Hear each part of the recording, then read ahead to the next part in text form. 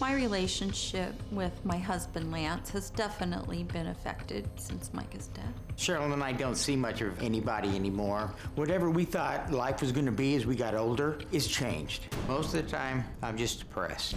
Our grieving processes are certainly different. I'm much more vocal, and Lance is quieter. There is some tension between us because she wants to talk about what happened or about the case. March 23rd, 2018, Micah Holsenbake was last seen. The district attorney announced murder charges against Matthew Queen and missing woman Baylee Despot. And there'll be times I don't want to talk.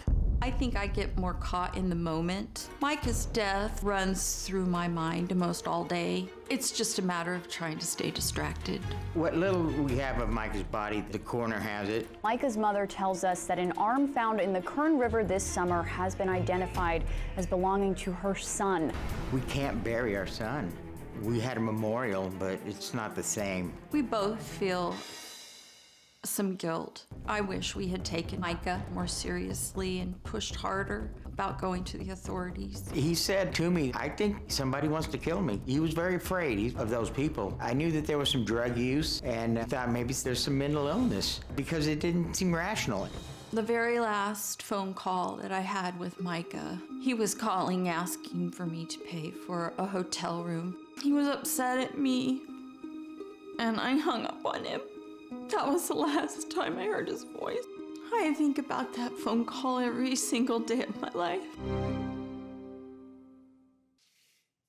Lance, thank you for joining us. You know, this is overwhelming. One thing the four of you won't hear me say is I know how you feel, because if you haven't been in this situation, you just simply can't know how it feels. And as I said, we do know experientially from a psychological standpoint that this is the number one stress that you can go through. To lose a child and suddenly and violently is at the absolute top of the list. And you know, you lost James suddenly and violently, and it's something that you just every day you wake up and it's just there, right, Di? It's there every moment.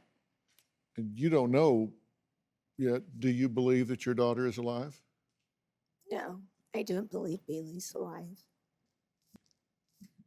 Have you started the grief process? Do you believe? I go to grief counseling every week. My heart knows something bad has happened to her, but my head doesn't want to catch up to that place yet. So, you know, you still get people saying, oh, well, I believe she could be alive, and, you know, don't give up hope. And, you know, and for a minute, it's like, okay, you know, there's a little bit of hope, but my mama heart knows different, and I have felt that way since she first disappeared. Do you have a story or a question for me? Click the link in the description and tell me what in the world is going on.